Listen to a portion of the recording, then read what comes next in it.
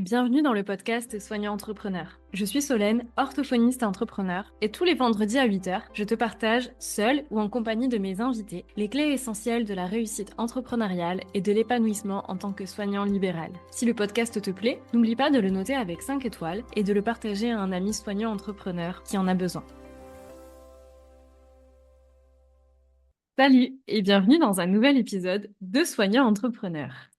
Aujourd'hui, j'avais envie de te partager quelque chose qui fait un peu plus partie de la routine quotidienne, mais qui a un fort impact dans mon entreprise. Parce qu'en fait, je pense que j'allais dire ton hygiène de vie, mais du moins la manière dont tu vis au quotidien, les habitudes que tu as dans ta vie et au final ton état d'esprit, ta santé physique, ta santé mentale, ta forme physique, ta forme mentale, tout ça a un fort impact sur ton entreprise parce que la qualité des actions que tu vas mener dans ton entreprise vont fortement dépendre de ton état interne. Donc, si toi, tu es bien dans ta tête, tu es bien dans ta vie, tu es bien dans ton corps, tu te sens bien, tu es dans le bon mood, le bon mindset, eh bien, nécessairement, ça va impacter tes actions, tes décisions, ton travail et donc ton entreprise. Et puis, je pense aussi que quand on entreprend en parallèle du cabinet ou en remplacement du cabinet ou dans un autre contexte, c'est qu'on a envie d'une vie meilleure, d'une vie où on se sent mieux, d'une vie plus libre, plus épanouie. Et donc, je trouvais ça intéressant de te partager toutes ces petites habitudes qui, moi, me permettent de me sentir mieux dans mon quotidien, mieux dans ma tête, mieux dans mon corps et donc mieux dans ma vie tout simplement parce que bah, voilà, le but de l'entrepreneuriat et de la vie en général, c'est de se sentir bien. Donc, je trouvais ça hyper sympa de te partager ces 8 habitudes qui ont changé mon quotidien d'entrepreneur. Donc, on va démarrer tout de suite. Avant de te donner les 8 habitudes qui ont changé mon quotidien, que j'ai mis en place dans les derniers mois, les dernières semaines, il y a quand même des habitudes que j'avais déjà en place depuis longtemps, si on peut dire depuis toujours, et qui pour moi sont vraiment fondamentales. Donc je trouvais ça intéressant de te les citer. Je les mets pas dans les habitudes qui ont changé ma vie parce que c'est quelque chose pour le coup qui est ancré en moi depuis toujours. Donc je peux pas dire que ça a changé ma vie, mais plutôt que c'est indispensable à ma vie. Donc, dans un premier temps, il y a le sport. J'ai toujours pratiqué du sport. Jamais à haut niveau. J'ai jamais été une fanat de compétition. Jamais été une athlète professionnelle. J'ai fait de la danse pendant 15 ans, mais je me suis toujours limitée à un cours par semaine ou deux. J'ai jamais fait de concours. J'avais pas un niveau exceptionnel. C'était vraiment juste parce que ben, ça me faisait du bien. J'ai fait de la muscu pendant quelques années. J'aimais bien, voilà, ça me maintenait en forme, ça me donnait une régularité, une forme de discipline. Ensuite, je suis passée au CrossFit. J'aime bien le CrossFit parce que ça me permet vraiment de me dépasser. Je suis pas dans une recherche de performance. Je suis pas pour objectif de faire des compétitions. Je suis pas dans la recherche de cette performance-là, mais j'aime bien le côté se dépasser un peu plus, chercher à s'améliorer toutes les semaines, améliorer son temps, améliorer son nombre de reps, améliorer les charges qu'on soulève, etc. Et le concept, en fait, de, voilà, quel que soit ton niveau en CrossFit, en fait, tu vas à une séance, tu finis, t'es rincé. Donc, j'aime bien, voilà, le faire du sport, ça a toujours fait partie de ma vie. Pour moi, c'est quelque chose de non négociable. Pas forcément à une intensité très extrême, ni à un niveau exceptionnel, mais voilà, quand même, J'aime bien me challenger et ça me permet de me sentir bien. Quand je fais pas du sport pendant un moment, je le sens sur mon physique. Enfin, sur mon physique, pas forcément où je vois mon corps changer, même si bah, nécessairement, forcément, ça me permet de garder enfin voilà, de rester entre guillemets fit le fait de faire du sport, mais je le sens que je suis pas bien dans mon corps au-delà de l'aspect esthétique. Et dans ma tête aussi, voilà, je sens que j'ai besoin d'aller décharger mentalement, physiquement. Ça me permet vraiment de poser le mental. Donc le sport a toujours fait partie de ma vie et est vraiment un non négociable pour moi d'une manière ou d'une autre. Et une autre habitude essentielle à ma vie, je l'avais un peu mise de côté pendant un temps, je dois le reconnaître, c'est le fait de prendre du temps pour les activités que j'aime, qui ne sont pas nécessairement productives, dans le sens où ça va pas forcément avoir un résultat direct sur mon business, ou c'est pas une nécessité dans la vie, ça n'apporte pas de valeur ajoutée, si je puis dire, si ce n'est de me faire me sentir bien, ce qui est déjà très important, de faire fonctionner mon cerveau, ma créativité, etc. Par exemple, les activités que j'aime bien pratiquer, c'est le dessin. J'aime bien dessiner essentiellement des portraits. Enfin voilà, encore une fois, je cherche pas la performance en dessin. J'ai fait une ou deux petites formations par là parce que ça m'intéressait d'améliorer deux, trois points techniques, mais rien de très très poussé. Et je fais que des portraits, vraiment. Je suis pas du tout scolaire à peindre des natures mortes ou dessiner des cubes, etc. C'est vraiment pas mon délire. C'est vraiment juste pour me sentir, enfin voilà, parce que j'aime bien ça. J'aime bien aussi apprendre des choses. J'ai commencé à apprendre le japonais. En ce moment, je suis une formation professionnelle d'éducation canine parce que ça m'éclate, mais vraiment pour le fun, quoi, vraiment sans aucune pression. Encore une fois, juste parce que j'adore apprendre des choses. J'adore. Enfin, le dessin, c'est pas vraiment de l'apprentissage, c'est plus me vider la tête. Penser à autre chose. J'aime bien le côté esthétique aussi du fait que à la fin, ça rende quelque chose de joli. Voilà, j'aime bien apprendre des choses diverses et variées. J'ai déjà fait un petit peu de pâtisserie à mes heures perdues aussi. Pareil, à chaque fois sans prétention et sans ambition de performance, mais juste des activités que je kiffe, qui me détendent, qui me vident la tête ou qui me permettent d'apprendre de nouvelles connaissances. J'adore ça. J'adore apprendre des choses, même si c'est pas forcément utile. Par exemple, le japonais. Alors, un jour, je vais aller au Japon en voyage. J'aime bien regarder des séries, des animes en japonais, etc. Du coup, je trouve ça sympa d'un peu comprendre ce qu'ils disent sans regarder les sous-titres par moment. Mais voilà, ça n'a pas d'intérêt direct dans ma vie, juste je kiffe apprendre des choses qui m'intéressent. Euh, et voilà. Donc ça, c'est vraiment des choses qui ont toujours plus ou moins fait partie de ma vie. J'ai toujours pris du temps pour ça. Je dois reconnaître que faire des activités qui me plaisent, j'avais un peu perdu ça de vue au début de mon aventure entrepreneuriale.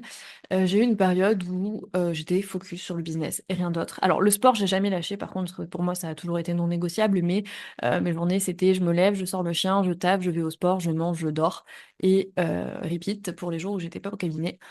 Donc j'avais un peu lâché le fait de dessiner, d'apprendre des choses, etc. Et au final, je me rends compte que maintenant que je le refais, ben, en fait, ça m'a manqué et que d'avoir des activités qui n'ont pas forcément de but précis, mais juste qui te font kiffer, qui te permettent de te vider la tête, de t'ouvrir à de nouvelles choses, c'est quelque chose d'ultra fondamental pour moi. Donc voilà pour ces deux petites habitudes bonus que j'ai pas mis dans celles qui ont changé mon quotidien, puisque encore une fois, c'est des choses qui ont toujours fait partie de ma vie, mais qui sont quand même bah, justement extrêmement fondamentales pour moi. Maintenant, je vais te parler des habitudes qui ont vraiment changé mon quotidien d'entrepreneur, que j'ai mis en place beaucoup plus récemment, et je vais t'expliquer en quoi ça a changé ma vie, et tu vas voir, c'est que des choses, pour certaines, relativement simples et faciles à mettre en place. La première des choses qui est pourtant tellement fondamentale et que j'avais lâché, alors depuis pour le coup tellement longtemps que je peux pas dire que c'est quelque chose qui a toujours fait partie de ma vie, c'est la lecture. Quand j'étais petite, je lisais beaucoup. J'aimais bien lire essentiellement des sagas. J'ai fait plusieurs fois les Harry Potter, etc. Quand j'étais enfant, je lisais beaucoup, enfant, jeune ado. Et puis, j'avoue que à partir du lycée, j'ai pas mal lâché la lecture. Pourtant, j'ai fait un bac littéraire. Mais justement, j'avais tellement de livres imposés, je pense que c'est à ce moment-là qu'ensuite j'ai lâché la lecture plaisir, parce que je devais tellement lire pour les cours que j'ai lâché. Puis à la fac, après, honnêtement, bah voilà, j'ai un peu lâché. J'ai arrêté de lire. Je lisais très très occasionnellement un bouquin par-ci par-là sur un truc particulier si ça m'intéressait, mais c'était plus du tout une habitude quotidienne. Et récemment, j'ai repris du plaisir à lire notamment. Alors c'est vrai que ça reste beaucoup de bouquins, pas mal orientés business. Ou développement personnel. D'ailleurs, j'ai fait une bibliothèque, une biblio pour les membres d'Evolve avec des références de livres, de podcasts, etc., que j'ai déjà lus, consultés ou pas, que je connais comme des références, qu'on m'a conseillé. Et pour les livres que j'ai pas encore lus, actuellement, je fais ma sélection pour les commander pour une grande partie directement dans la bibliothèque Evolve. Mais voilà, récemment, j'ai lu notamment des bouquins d'entrepreneurs, des bouquins sur le business. Là, récemment, j'ai lu le livre d'Anthony Bourbon, je viens de commander celui d'Éric Larchevêque. Pour ceux qui connaissent, c'est des entrepreneurs à fort succès, qui font notamment partie du jury de Qui veut être mon associé. Là, je lis un livre référence dans le domaine de la communication qui s'appelle Comment se faire des amis. Alors, j'ai peur d'écorcher le nom de l'auteur en le lisant, mais c'est Dale Carnegie. Alors, je saurais pas forcément, je sais pas si la prononciation est bonne, mais le bouquin est très intéressant au niveau des relations humaines. Donc, c'est un peu moins orienté business, mais c'est relationnel, très humain. Enfin, voilà, je suis un peu dans ce mood-là de lecture en ce moment. Je lis pas forcément des heures par jour, mais et pas tous les jours de manière stricte, mais j'aime bien quand j'ai du temps. Ou avant de dormir aussi, chose que j'avais un peu perdue. C'était un peu, j'éteins la télé, je vais me laver les dents et je vais au lit, quoi. J'avais un peu perdu le truc de lire le soir. Ça faisait des années que je lisais pas forcément. Donc j'aime bien reprendre un peu cette habitude-là. Là, je vais avoir des voyages en train, en avion prochainement. Je sais que je vais emporter des bouquins avec moi et j'en ai commandé plusieurs d'ailleurs que je vais recevoir très prochainement ou alors il y en a même que j'ai déjà acheté. Donc voilà, lire, en fait, pour moi, déjà, ça pose le mental.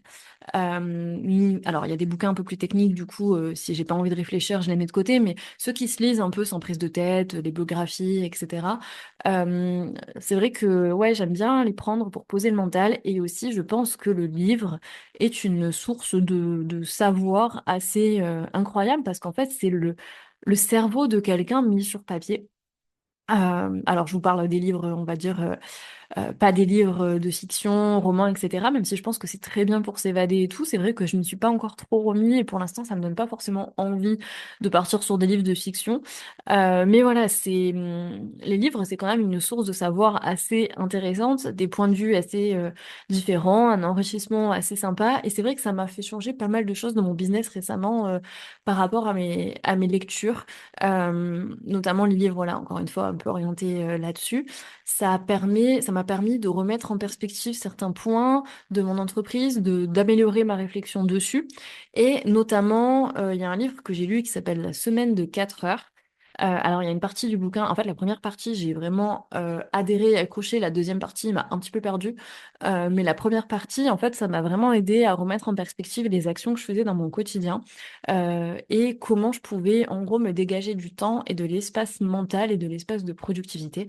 Et c'était quand même, enfin, c'était vraiment très intéressant, donc ça a eu un impact direct dans mon quotidien. Donc je pense que lire, ça reste quand même une activité très saine pour la stimulation intellectuelle, pour des tonnes de choses, et c'est une habitude que j'ai remis dans mon quotidien assez récemment.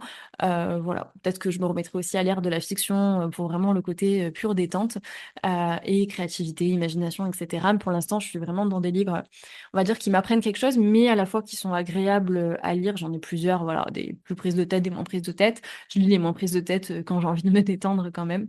Et voilà pour la lecture, qui est une habitude, ben, je pense que personne ne pourra contester qu'elle soit saine. Une habitude un petit peu similaire, enfin un peu dans la même catégorie, que j'ai pour le coup depuis un peu plus longtemps, c'est celle d'écouter des podcasts. J'adore les podcasts. Bah, voilà, je suis en train d'en enregistrer un, mais moi-même, j'en suis une grande consommatrice. Pareil, parce que ça permet d'apprendre, ça permet de découvrir des perspectives, des modes de pensée, en fait, d'ouvrir son esprit au monde, aux gens, à différentes manières de penser. Ça peut être aussi un peu plus détente, hein. J'aime bien écouter certains podcasts un peu plus détente sur des sujets, mais divers et variés.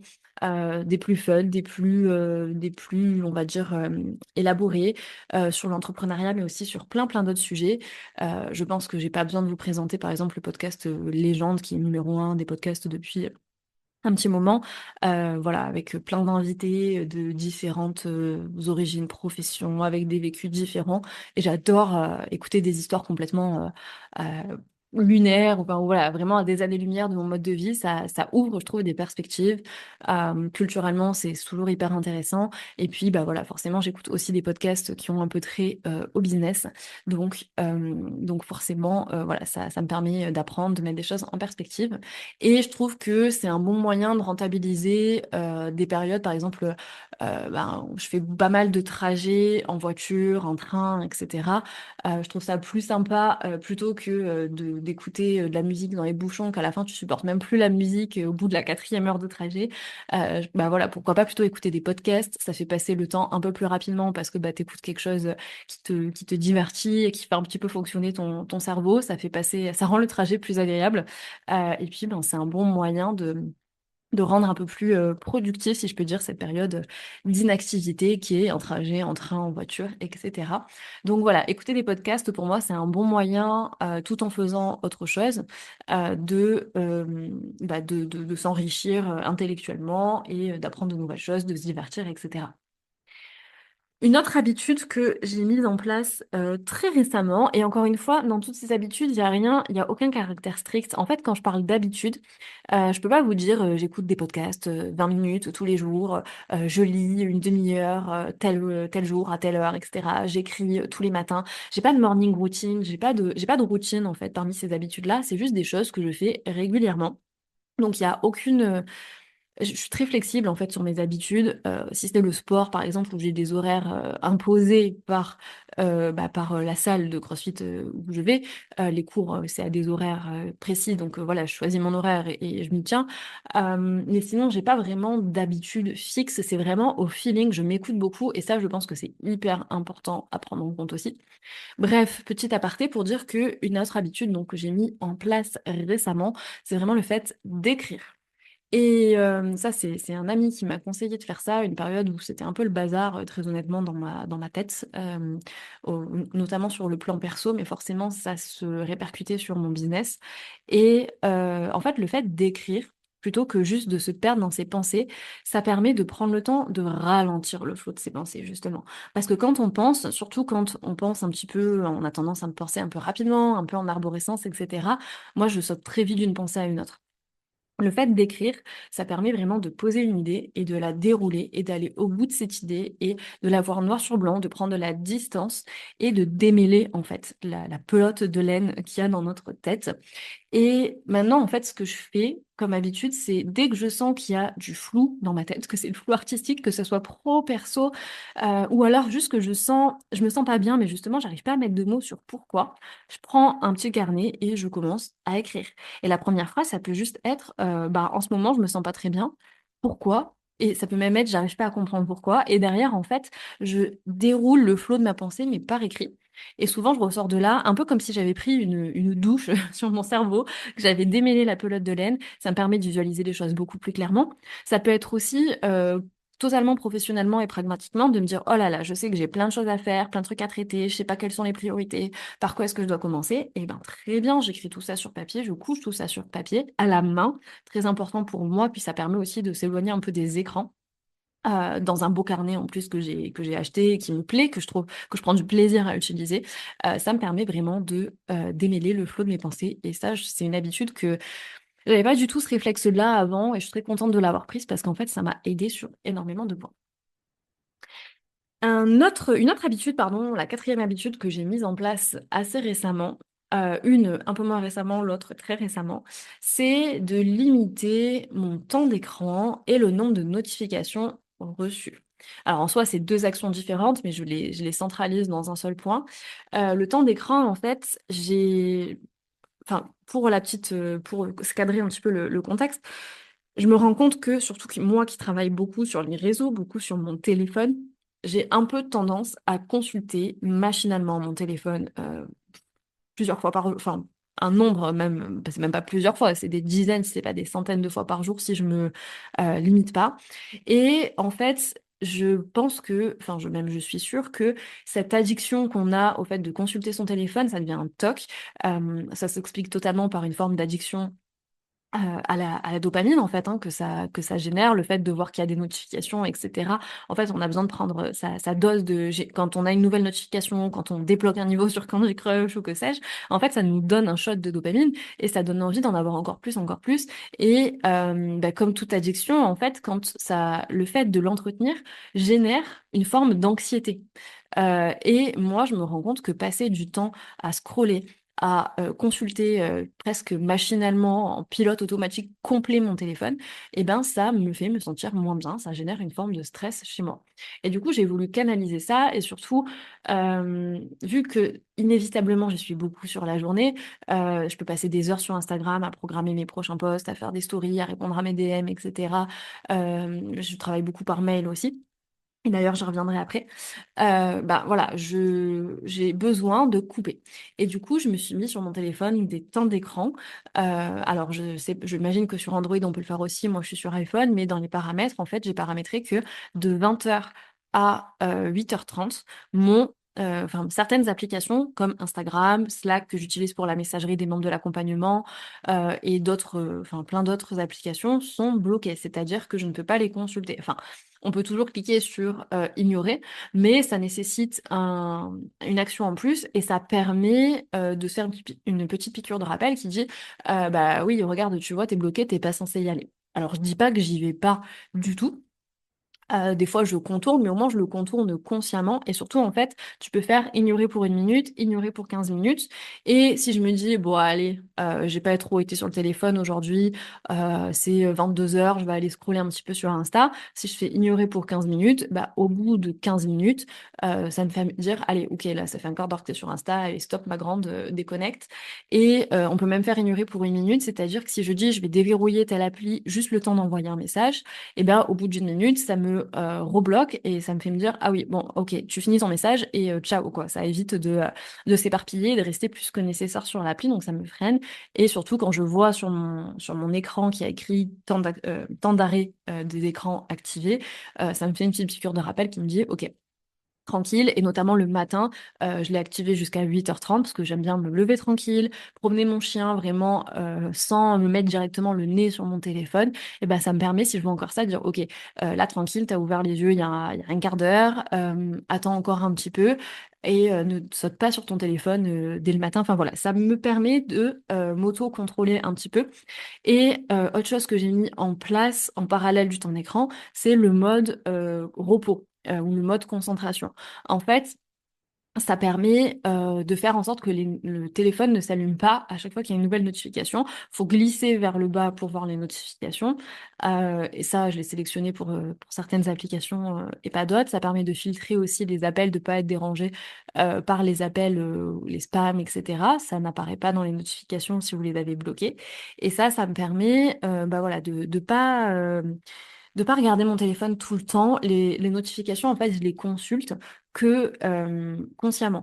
Euh, et ça permet, j'ai un mode de repos pour quand je suis off, où je vois juste, par exemple, j'ai laissé Messenger parce que c'est là que je discute avec certains amis proches, avec mon chéri. J'ai laissé Snapchat parce que pareil, c'est là que je discute avec certaines amies qui m'envoient des messages un peu régulièrement là-dessus. Par contre, quand je suis en mode concentration de travail, Snapchat est coupé, Messenger est coupé, et il y a que WhatsApp en fait dont je reçois les notifications parce que c'est là que je parle notamment avec Anna qui travaille avec moi. Mais ça me permet voilà de ne voir que les notifications des applications que j'ai choisies. Parce que, bah, en fait, quand on est dans un enfin, quand on est concentré sur une tâche, une interruption qui va couper notre focus, ça va nous demander derrière un temps et un effort supplémentaire. Et du coup, ça va nuire à notre productivité. Et en fait, ce qu'on aurait pu faire en 1 heure, on va le faire en 1 heure et demie, 2 heures, parce qu'on est interrompu toutes les 2 minutes. Je n'ai pas de notification sur plein d'applications du tout, par exemple, comme mes mails. Il faut vraiment que j'ouvre l'appli pour les voir. Ça s'affiche même pas en bas quand je glisse les notifs. Enfin voilà. J'ai vraiment réduit au minimum mes notifications, les sollicitations de mon téléphone et j'essaye de réduire au maximum le temps passé sur mon téléphone également. Ça me permet de me sentir mieux, ça me permet d'être moins interrompue et de déconnecter plus et d'être plus aussi dans le présent, tout simplement. Un peu dans le même ordre d'idée, récemment, j'ai commencé à structurer les tâches répétitives. Par exemple, les mails, les applications de messagerie, ça peut être mes DM Insta, ça peut être la réponse aux membres d'Evolve sur le Slack. Avant, j'avais un peu tendance à répondre au fil de l'eau, à regarder mes mails, je sais pas, de manière un peu aléatoire toute la journée. Oh, j'ouvre Google, tiens, je vais cliquer sur mes mails. Alors qu'en fait, ça mange un temps fou, rien la plupart du temps. Et du coup, je me suis vraiment mis une routine de mes mails, je les regarde matin et soir. Mes DM, je les regarde et j'y réponds matin, midi et soir. Et pareil pour le Slack, la messagerie des membres d'Evolve, j'y réponds matin, midi et soir. Parce que sinon, en fait, ben, on pourrait répondre à tout ça quasi en permanence. Donc, je me mets vraiment des créneaux, ce qui fait déjà que j'y passe beaucoup moins de temps et de manière centralisée, ce qui m'évite de m'interrompre quand je suis en train de faire autre chose. Par exemple, si une membre d'Evolve m'envoie un message pendant que je fais autre chose, bah déjà maintenant, je ne le vois plus parce que parce que je n'ai plus les notifications qui s'affichent. Je suis obligée de glisser sur mon téléphone pour voir que j'ai eu un message. Et si je le fais et que je vois qu'elle m'a envoyé un message, mais que c'est 11 heures du mat, sauf si je vois la notification que ça a l'air urgent, je me dis, OK, je sais que j'ai des messages à répondre sur le Slack, j'y répondrai à midi, pendant le créneau dédié. Alors, c'est pas matérialisé dans mon planning, mais je me le fais un peu comme une routine, le matin avant de commencer, le midi avant d'aller manger, et le soir en terminant ma journée, avant de fermer l'ordinateur, le téléphone, je réponds une dernière fois à tout le monde, que ce soit sur Slack, Messenger ou mes mails. Et ça me permet déjà de enfin, de moins perdre de temps dans ma journée et aussi mentalement d'être beaucoup plus libre, beaucoup plus disponible et beaucoup plus efficace et beaucoup moins stressée également. Je crois qu'on est à la sixième habitude, qui est une habitude aussi qui, a pas mal changé chez moi récemment. C'est celle de passer du temps avec des personnes qui me rechargent en énergie. Moi, je distingue vraiment les personnes qui te prennent ton énergie et les personnes qui te rechargent ton énergie. Ça fait peut-être un petit peu sauvage de dire ça, mais j'ai tendance maintenant à fuir les personnes qui me prennent mon énergie. J'ai de la chance de pas en avoir dans mon entourage, très proche, de pas avoir de relations toxiques, dans ma famille, par exemple. Et enfin, du moins dans ma famille proche et du coup, j'ai tendance vraiment à fuir les personnes qui me drainent mon énergie. Ça peut être des connaissances, des voisins et cetera. Ça va être vraiment: «Bonjour, au revoir». Je cherche plus à aller interagir par principe ou pour faire bien socialement avec des gens, bah, avec qui je ne suis pas soit qui ne m'apportent, rien dans le sens où même pas un moment agréable, où vraiment, voilà, ça reste du pur, social et superficiel, le fait de parler à des gens parce que, faut maintenir des relations, je sais pas si mondaines c'est le mot, mais voilà, ça vraiment je ne le fais plus si ce sont des personnes qui me prennent mon énergie. Par contre, j'essaye de passer un maximum de temps avec les personnes qui m'en donnent, avec les amis avec qui je me sens bien, avec qui quand je rentre, je me dis: «Ah, j'ai passé un bon moment», que ce soit des amis, des collègues, des connaissances, diverses et variées. Des fois, ça peut être juste quelqu'un qu'on croise de temps en temps, mais avec qui on apprécie discuter. Ou, aussi avec, les amis que je me suis fait grâce au business. J'ai rencontré des personnes, j'en ai déjà parlé au cours des formations que j'ai faites. Bah, voilà, là, on a passé, par exemple, le nouvel an tous ensemble dans une maison en Normandie. C'était super, ça m'a apporté, humainement, émotionnellement, intellectuellement de passer du temps avec. Alors ça me prend forcément de l'énergie sur ma batterie sociale de passer du temps avec du monde, mais ça me recharge, ça m'apporte plus que ça me draine et ça, du coup, c'est une habitude que j'aime bien prendre, de passer du temps régulièrement avec des personnes bah, qui me font du bien tout simplement. Parce que on sous-estime fortement le pouvoir de l'entourage. On est la moyenne des 5 personnes qu'on côtoie le plus. Et si tu as un entourage énergivore, vampirisant, si je peux dire, eh ben, en fait, ça risque vraiment de nuire à ton quotidien. Donc je t'encourage à t'entourer de personnes, qui te font du bien, tout simplement. C'est pas obligé que ça t'apporte quelque chose, d'extraordinaire, mais juste passer quelques heures avec quelqu'un et avec qui tu passes un bon moment, bah, c'est déjà top et c'est déjà t'apporter quelque chose, juste de passer un bon moment avec quelqu'un. Mais si quand tu sors d'un moment avec quelqu'un, tu te dis: «Allez, vivement que ça se finisse, ça m'a épuisé de lui parler», et ben, c'est peut-être que ce genre de relation est à bannir dans ton quotidien. Septième habitude que j'essaye de mettre en place le plus possible dans mon quotidien, c'est de prendre l'air. Et ça, c'est vraiment grâce à mon chien que j'ai pris cette habitude. Bah, de fait d'avoir un chien, je suis obligée de sortir plusieurs fois par jour. Et en fait, je me rends compte que quand je ne le fais pas, soit parce que je suis pas chez moi et que j'ai pas mon chien, soit parce que bah, mon conjoint s'en occupe aussi et des fois il la sort et pas moi. Enfin voilà, on se relaye. Si moi par exemple j'ai beaucoup de travail, etc. Et ben, les jours où je ne sors pas, où je ne marche pas, où je ne prends pas l'air, je sens que ça me manque. Et honnêtement, c'est vraiment grâce à mon chien que j'ai pris cette habitude. Mais, mais c'est vraiment quelque chose qui est devenu important pour moi parce que, ben, même dans les moments où, elle est pas avec moi ou alors, quelqu'un d'autre s'en occupe et bien, je cherche en fait au moins à aller faire un tour ou alors des fois, je vais dire: «Bon allez, la sortie du soir, c'est moi qui vais la faire» parce que j'ai vraiment besoin d'aller marcher et quand je suis pas chez moi, bah, pareil, je vais aller, solliciter des personnes pour faire un tour, prendre l'air, marcher. Ça met en mouvement, ça oxygène et vraiment ça fait du bien. Voilà, c'est vraiment dans mon quotidien, je me sens mieux après la balade, c'est, parce que, bah, voilà, c'est pour le coup, ça fait vraiment partie de mon quotidien, même quand j'ai pas envie, je suis obligée d'y aller. Mais quand je reviens, la plupart du temps, même si j'avais pas envie, au départ, bah, quand je reviens, je suis contente, d'avoir pris l'air, et ça oxygène, ça permet, de s'exposer un petit peu à la lumière du soleil quand on a la chance, d'en avoir. Donc de refaire un peu ses stocks, de vitamine D nécessaires à la bonne humeur et à la santé de manière générale.